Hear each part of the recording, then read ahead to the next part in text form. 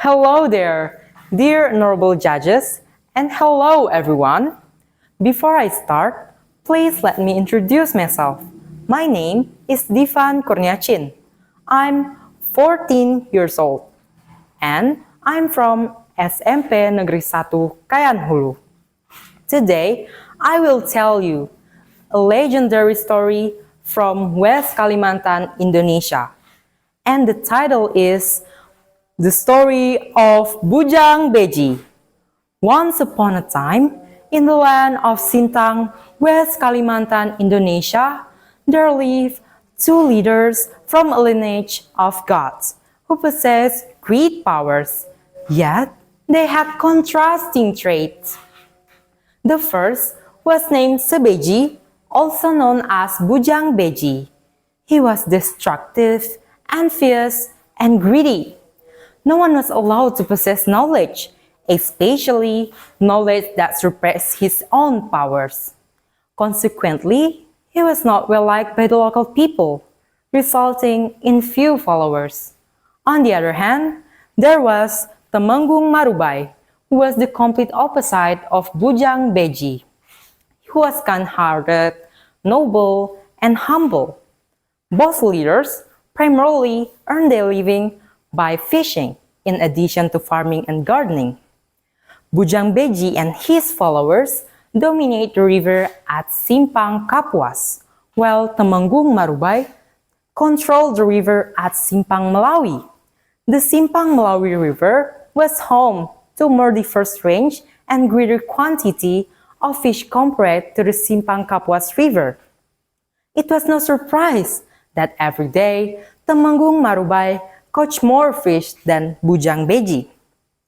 Temenggung Marubai fished in the Simpang Melawi River using the giant traps made of bamboo, blocking part of the river with stones, making it easy for the fish to become trapped in his nets. He would select only the large fish to keep, releasing the smaller one back into the river until they grow large enough to be caught later. This practice ensured that the fish population in the Melawi River would never run out and could continue to reproduce. Upon realizing this, Bujang Beji grew envious of Temenggung Marubai. Determined not to be outdone, Bujang Beji went to the Simpang Kapuas River to fish, using the destructive method of stunning fish with poison. Initially, he caught more fish than Temenggung Marubai.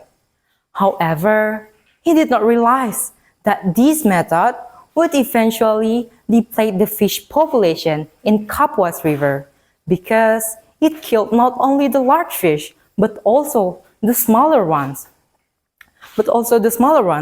As a result, his catch dwindled daily, while Temenggung Marubai continued to have abundant catch. This fueled Bujang Beji's jealousy and resentment towards Temenggung Marubai. This situation can't be allowed to continue. Bujang Beji muttered angrily. He pondered how to deplete the fish population in the Melawi River. After some time, he devised a plan to block the Melawi River's flow with a large stone upstream, hoping to trap the fish there.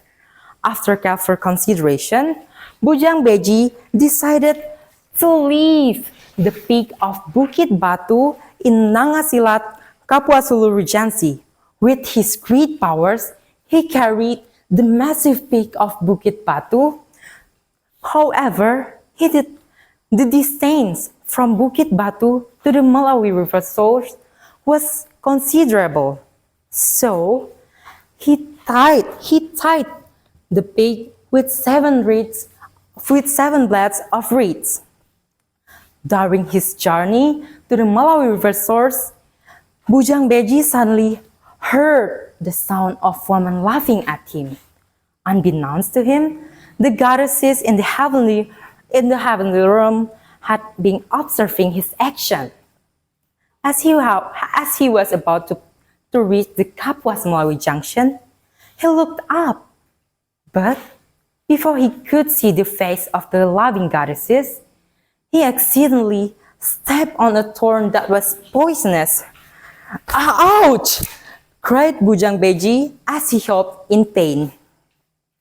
In that instant, the 7 reeds he used to tie the pig, the hilltop, snapped.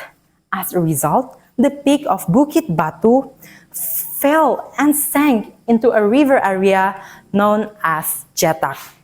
Enraged Bujang Beji glared at the goddesses who were still laughing at him. "Watch out you! Just wait for my revenge!" Bujang Beji threatened the goddesses while stamping his poisoned foot on one of the nearby hills. "Get loose, you cursed thorn!" shouted Bujang Beji angrily. After that, he quickly lifted another elongated hill as a lever to unearth the submerged peak of Bukit Batu. However, the Bukit Batu was firmly attached to Jetak, causing the elongated hill he used to pry it break in two. In the end, Bujang Beji failed to move the peak of Bukit Batu from Nangasilat to the Malawi River source. He was furious and plotted revenge against the goddesses who had laughed at him. Bujang Beji then planted a kumpang mambu tree that would serve a path to reach the heavenly realm and destroy the goddesses who rode at his plane. Within a few days, the tree grew large and tall, so high its peak was invisible to look from naked eye from below. Before climbing the kumpang mambu tree, Bujang Beji performed a traditional ceremony known as Bedara Begela, where he fed all the animals and evil spirits around him to prevent them from hindering his intentions, and hope they would assist him in reaching to the heavens to destroy the goddesses. However, during the ceremony, some animals were forgotten by Bujang Beji, so they could not partake in this offering.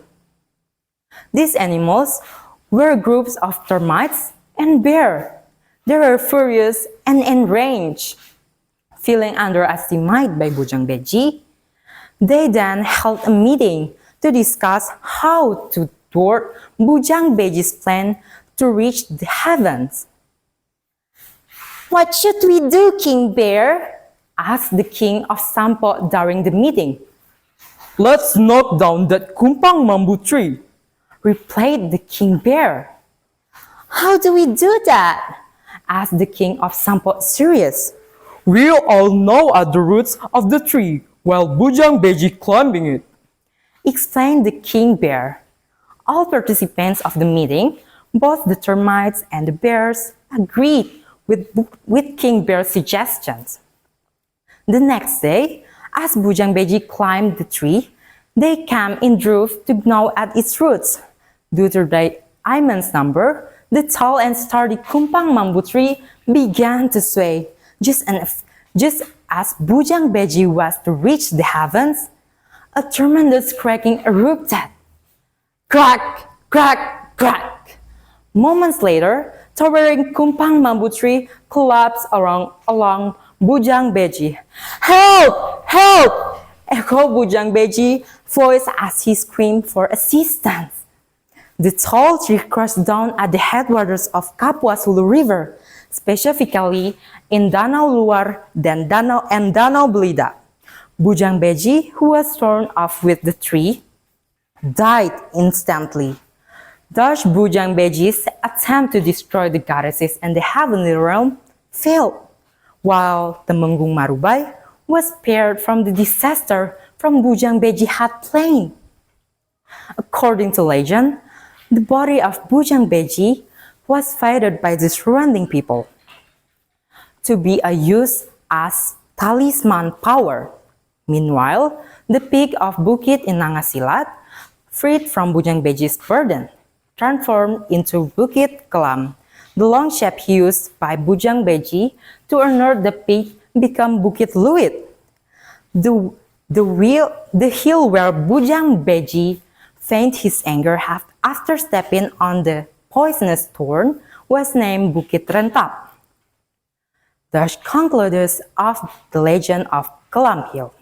From Kalimantan, Indonesia, the story contains moral message. At least two moral reasons can be drawn from the tale: the consequences of envy and greed, and the virtue of mutual consultation from for consensus. Thank you for watching my video.